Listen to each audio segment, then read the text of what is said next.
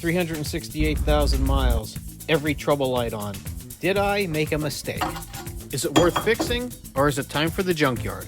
Let's find out. As you may recall in part 1, I purchased the cheapest Toyota Solara on Facebook for $900 with 368,000 miles. I limped it home, and now I'm doing the teardown to see exactly what it needs and doesn't need. And I really want to find out, did I make a mistake, or was this a great buy? When I first checked the car, there was a vacuum hose that was broken, so I figured it's a good time to get vacuum hoses and redo them. Well, the local auto parts store did not have the same size. These were a little bit bigger, but I figured, let me give it a shot. As I was rerouting the hoses, I ended up breaking one of the plastic parts on the little emissions valves that are on top of the valve cover. So I needed to go to the junkyard to get one of those and replace the whole thing. That cost me like $10. Not a bad deal. And while I was there, I figured, let me get the plastic cover that goes over the engine, because the one that I have is broken, and they tried gluing it together a couple times, and it, really not working, and it's just rattling around there and not doing much. Okay, now on to the brakes.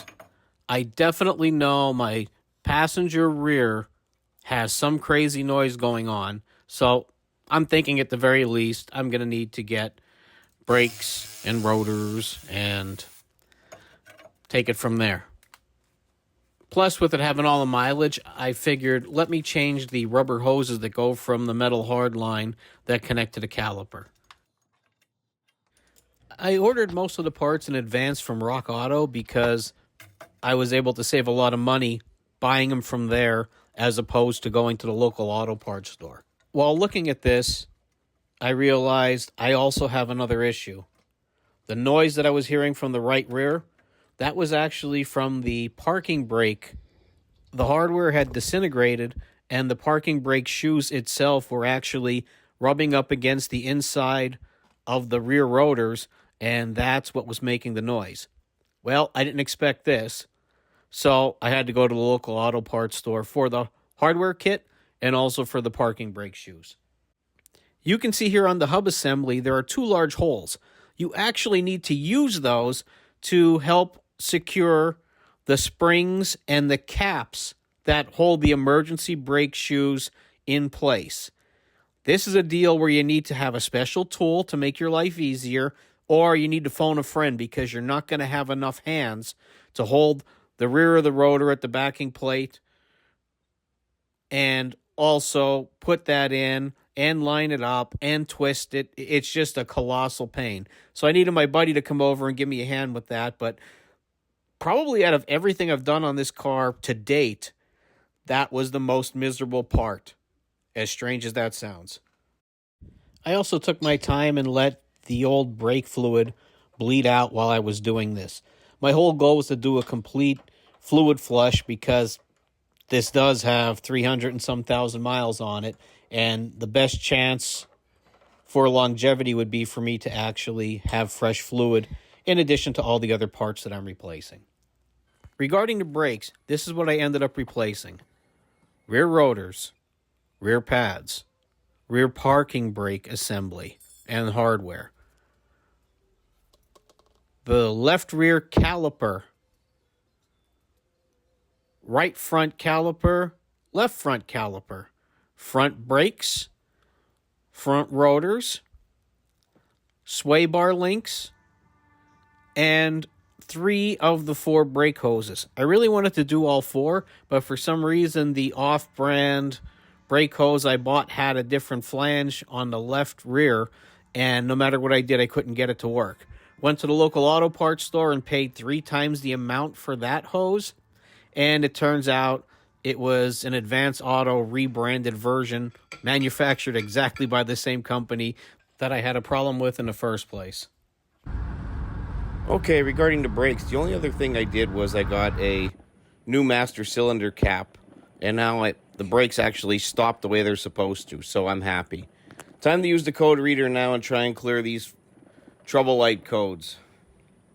Okay, you can see here I'm coming up with things that are telling me it could be the oxygen sensor on bank 1, which happens to be the one that's closest to the firewall.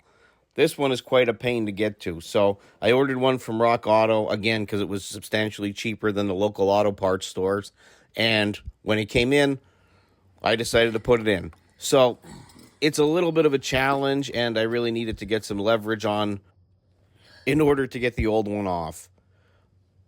Put some anti-seize on the new one, put it back in, connected everything, which was also a feat because those wires are up pretty high, and checked it out. Well, that ended up clearing one of my codes, but I'm still getting a code saying that the catalytic converter is not efficient once I drive the car about 20 miles or so. My temporary solution for that is to use a USB code reader attached to my phone, and when that light comes up, I just clear it, and I'm able to still keep my traction control and stability control. It doesn't come back on the rest of the drive once I clear the code, so I'll work on that in the future, but right now I'm just concerned about having traction control when I need it. Okay, next thing I'm doing is very simple. Doing an oil change. I don't know when it was done last, so it makes sense to change the oil now, and that way I have a base point to look, and I'll keep it changed every 5,000 miles, and hopefully the engine will love it and last a long time. Okay, I noticed that the alternator belt squeaks, so I'm going to try to tighten that up. All right, I figured what the problem is. One of the bolts that hold the alternator in place, once the belt is tightened, has snapped. So the stud is still inside the alternator, but the bolt head that would actually go against the mounting bracket to hold it in place is missing. So now I have to uninstall the alternator and take it out to try to get that bolt out and find a replacement bolt, put it back in, tighten it up, and hopefully that solves that problem for now. The last thing I did was I cleaned the mass airflow sensor. It looked like it was pretty dirty, and I already had the cleaner on hand, so it was a pretty simple process. Just have to remove it, make sure you spray it down well, make sure it's dried really well, and put it back in. And any issue that you may have with a rough idle or something like that, more often than not, it clears up. So, fantastic.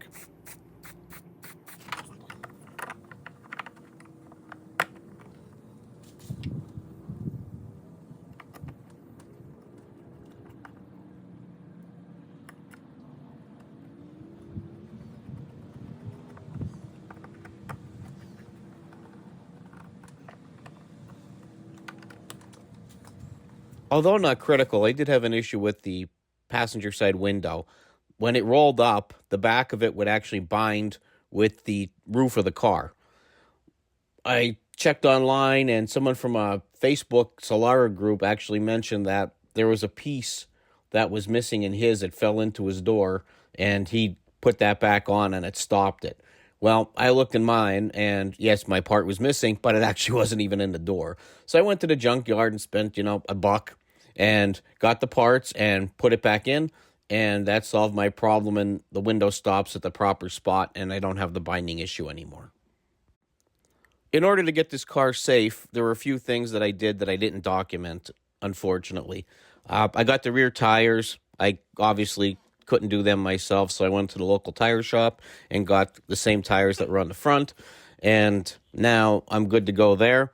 And I also did get struts that I put all around on the vehicle, and I didn't document those actions. Okay, I think this was a win. The total amount of parts that I put on the vehicle added up to $1,354. So now I got brand new tires, pretty much brand new suspension and brake parts, and the car runs and drives. So that's a win for me. Some of the things I'm going to do in the near future is I definitely want to do the timing belt and water pump. Right now, it is really a gamble, and I'm hoping it doesn't let loose before I get a chance to do it, because the last documentation I have is like almost 200,000 miles ago when it was last changed. I also want to fix the air conditioning. I also want to clean the headlights and fog lights. And the heater situation needs to be worked out too, because it seems to not blow cold or warm when you need it. And of course, I want to go over to paint to clean it up and stuff. So there are things I'm going to do in the future, but right now, I would say, for the low $2,000 range between the price of the car and the new parts, I'm very comfortable. And as long as something colossal doesn't happen, this was definitely a good buy and relatively easy to work on. Please check out my other videos, like, subscribe, and thank you for watching.